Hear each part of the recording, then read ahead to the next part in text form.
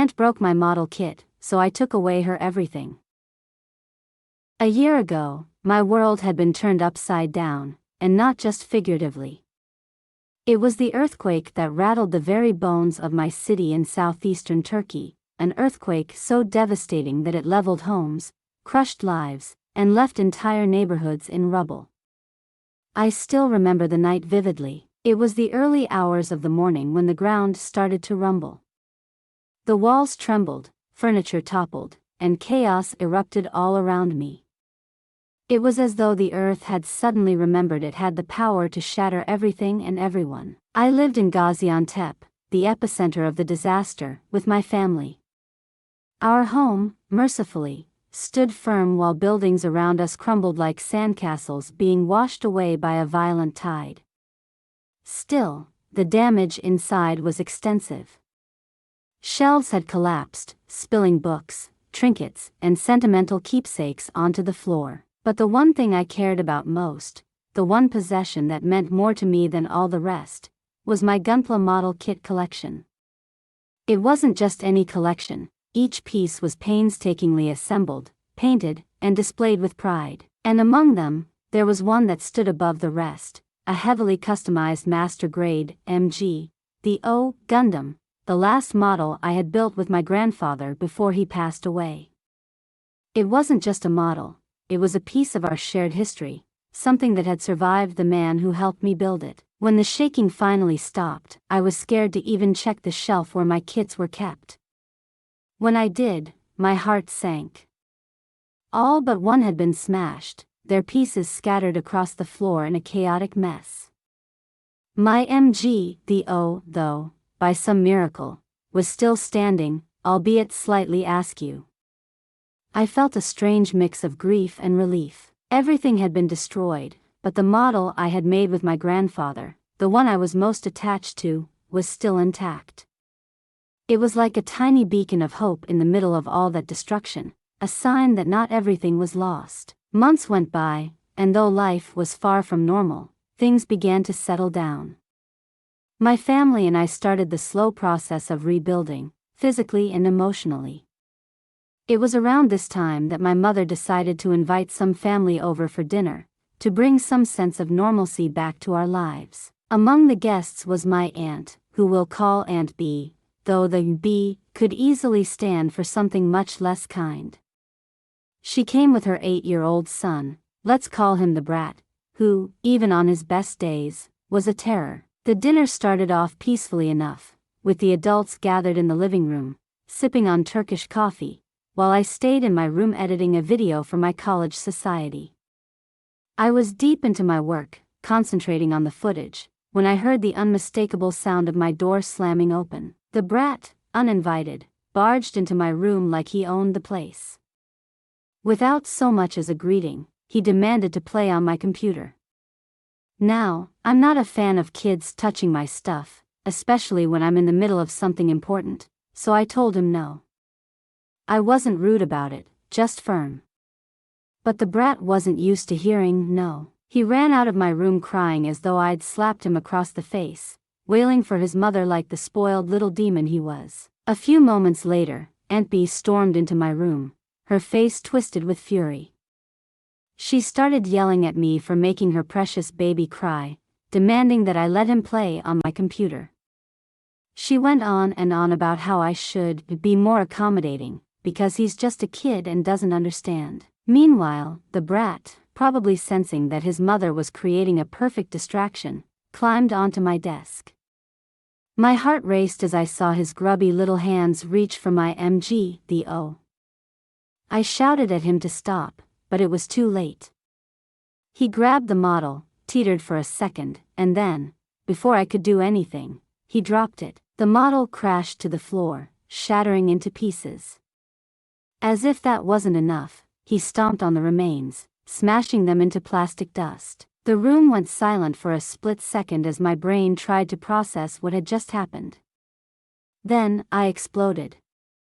I yelled at both of them, the rage I'd been holding back for months finally bubbling over. I told them exactly what I thought of them, Aunt B for raising such an entitled, disrespectful child, and the brat for destroying something irreplaceable.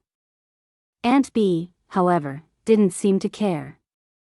In fact, she had the audacity to call me a weirdo for being attached to toys, and dismissed the destruction as though it was nothing. "It's just a toy," she sneered.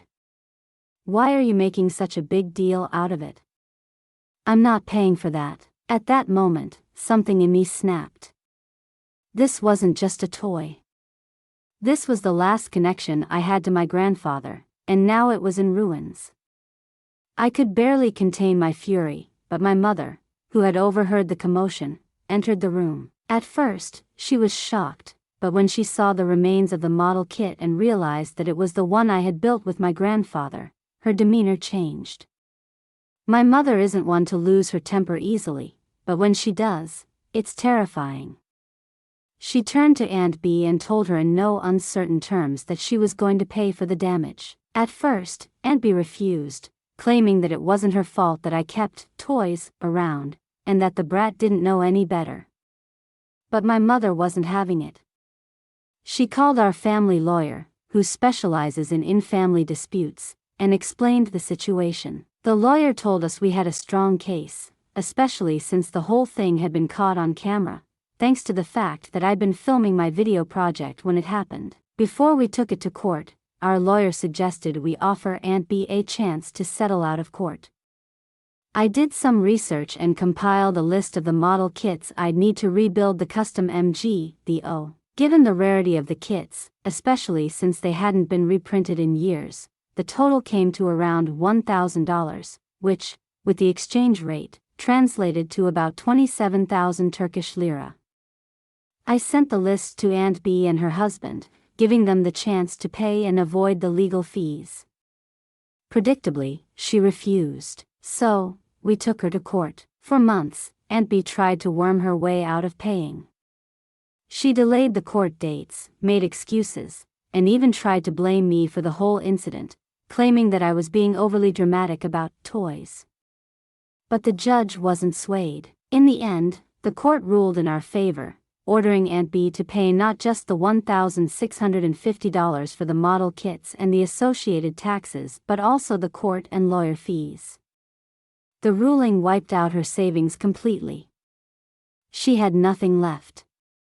Her husband, who had apparently been looking for a reason to leave her, took the opportunity to file for divorce. Aunt B lost everything: her savings, her marriage, and, eventually, even custody of her son, who went to live with her ex-husband. I can't say I felt happy about the outcome, but I didn't feel sorry for her either. She had refused to take responsibility, and she paid the price. If anything, I felt a bit bad for her ex-husband, who now had to deal with the brat and his issues. Apparently, the kid was so unruly that he was sent to a pre-military boarding school for troubled children. It wasn't exactly a place you sent your child if they were well behaved. I heard he hated it there, but maybe that's exactly what he needed, a little discipline and structure. As for me, the compensation money sat in a savings account. The Turkish government had recently changed its border tax system, making it even more expensive to import things like model kits, so I decided to hold off on rebuilding the MG-the-O.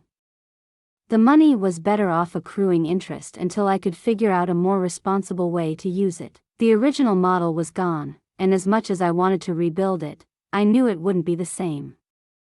Maybe, one day, I'll use the money for something that truly honors my grandfather's memory. In the end, Aunt B and her brat learned the hard way that actions have consequences. It wasn't just about the destruction of a model kit, it was about respect, responsibility, and the importance of valuing what matters to other people. If nothing else, they certainly found out what happens when you mess with someone's cherished memories. After the court ruling, things should have settled down. But as it turned out, Aunt B wasn't done with her antics.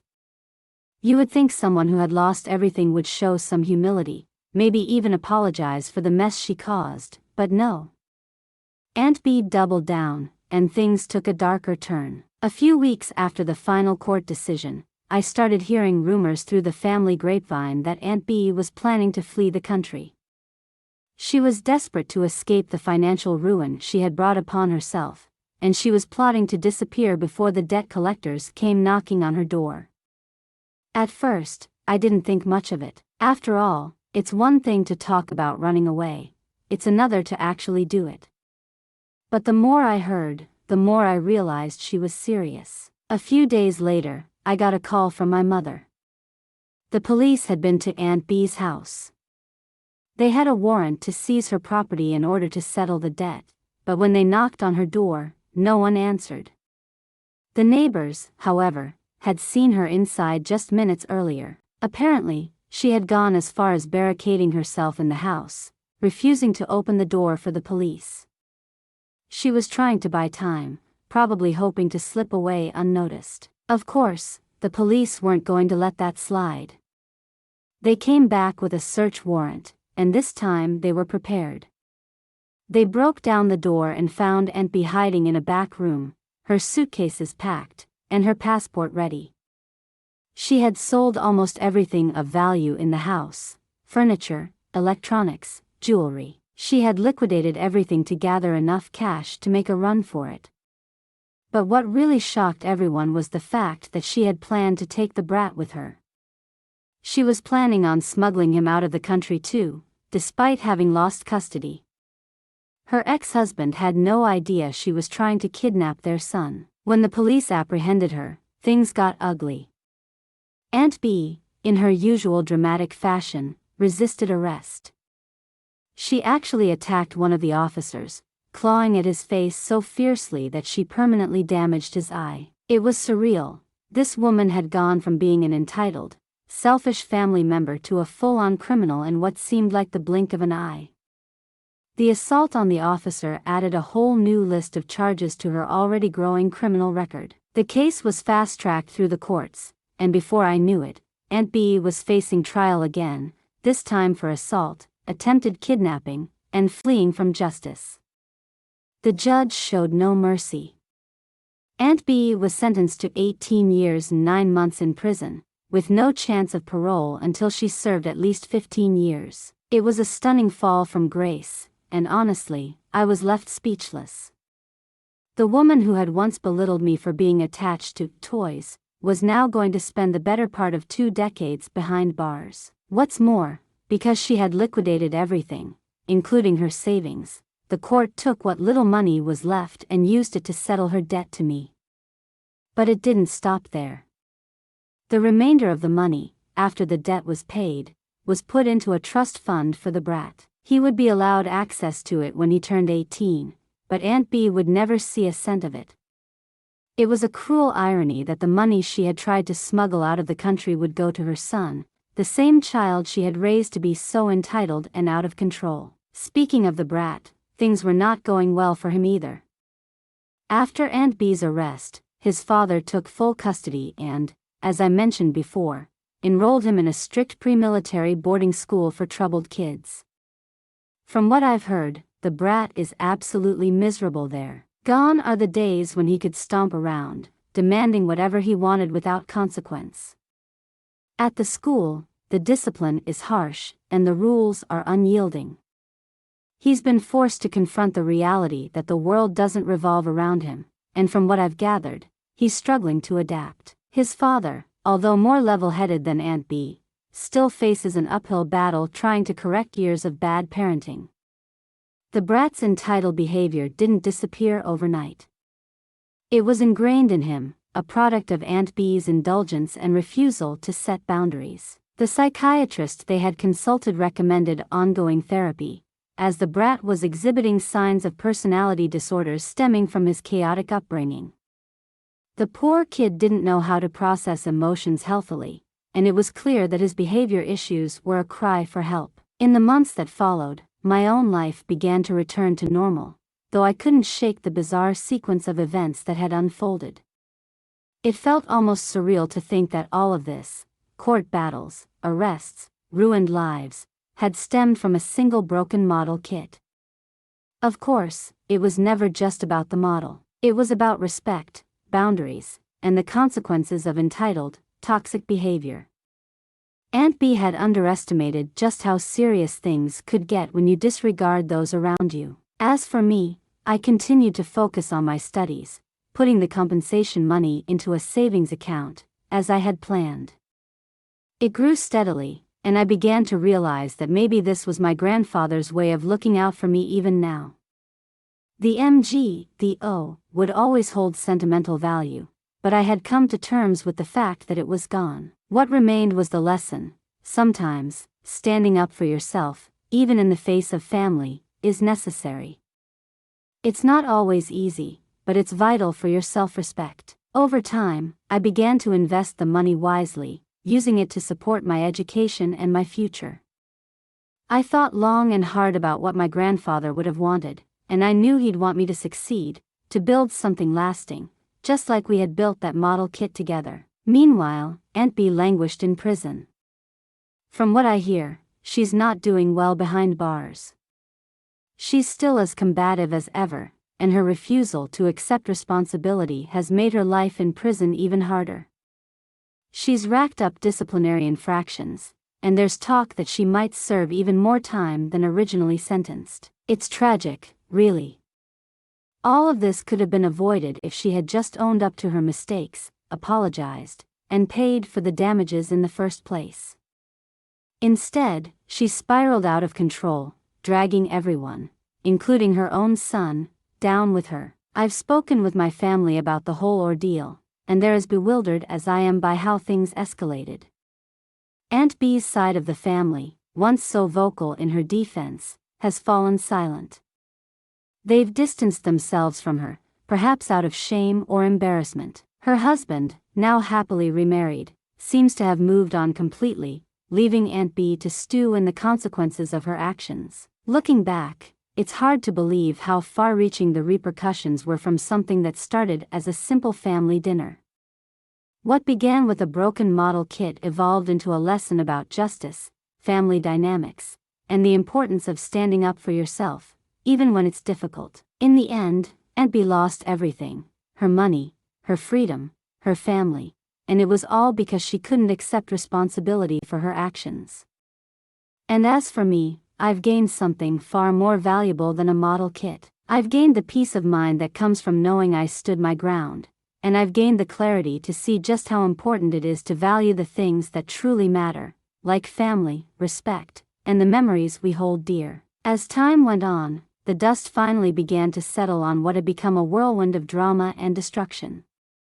Aunt B, once the loud, entitled figure at every family gathering, was nothing more than a fading memory of bad decisions and missed opportunities. Word of her imprisonment spread throughout the extended family, and most people simply stopped talking about her.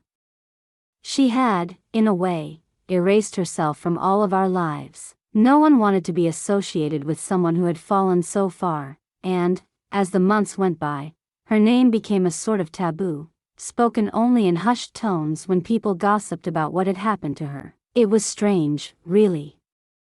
A year ago, she had been so ingrained in our family's fabric, attending every gathering, every holiday, and always making sure she was the center of attention. Now, she was gone, locked away in a prison cell, and no one seemed to miss her. It was almost as if she had never been part of our lives to begin with. The silence surrounding her was eerie, but also a relief. The tension that she had caused, the drama, the confrontations, the constant entitlement, had vanished with her absence. The brat, too, became a distant figure. His father had done his best to enroll him in therapy and tried to undo the damage Aunt B's parenting had caused, but the boy struggled. His time at the pre-military boarding school was hard on him, but there were reports of improvement. Slowly, very slowly, he was learning discipline and respect, things that had been foreign to him during the years Aunt B had raised him. Still, I couldn't help but feel sorry for the kid. He had been shaped by her toxic behavior, and now he was paying the price for it. Whether or not he would ever become a well-adjusted adult was anyone's guess, but at least he had a chance now. Every so often, would hear updates about her, how she was faring in prison, how the years were starting to show on her. The bravado that had once defined Aunt B was crumbling away. Prison life wasn't kind to someone like her, and the endless confrontations she stirred up within the facility had earned her a reputation. It was a far cry from the life she had once led, where she had always seemed to be in control, or at least thought she was. Now, she was just another inmate, a number in the system, without any of the power or privilege she had once wielded. And yet, even as things returned to normal, I often thought about my grandfather. He would have been heartbroken to see how things had played out, how a single moment of disrespect for something that held so much sentimental value had led to the complete unraveling of a person's life. I missed him deeply, and sometimes, when I thought about the model kit we had built together, I felt a pang of sadness. But I also knew that he would be proud of me for standing my ground, for not letting someone else take advantage of my kindness. That kit had represented so much more than just a hobby. It had been a symbol of the bond one shared with him. And although it was destroyed, the memories we created while building it could never be taken away from me. That realization helped me move forward. I didn't need the physical model to remember my grandfather. His legacy lived on in me, in the values he had instilled, values that ultimately led me to seek justice, not just for myself, but for the principle that people should be held accountable for their actions. The money I had received from Aunt B's court-mandated payments stayed in that savings account, growing quietly as the months went by. There were times when I thought about spending it, maybe treating myself to some new kits or gadgets, but I always stopped myself. I had learned the importance of patience and foresight, lessons that had been hammered home by the events of the past year.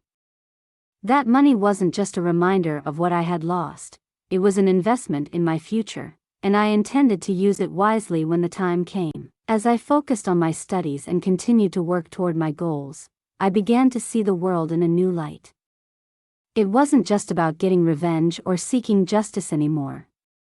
It was about growth, about learning from the experiences life throws your way, and about becoming a better person in the process. Aunt B's downfall had been a cautionary tale, a reminder of how easily pride and arrogance can lead to self-destruction. But more than that, it had been a lesson in resilience. In the end, what I had really taken away from the whole ordeal was this: life is fragile. Relationships, whether with family or friends, can crumble in an instant if they aren't built on respect and understanding. And while it's easy to get caught up in material things, whether it's a cherished model kit or a sense of entitlement, what really matters is how we treat the people around us. Aunt B had chosen to treat others with disrespect and disdain, and it had cost her everything. I, on the other hand, had chosen to stand up for myself, to honor the memory of my grandfather, and to seek justice, not out of malice, but out of principle. And that, in the end, made all the difference. Thanks for watching. Leave a comment and follow for more stories.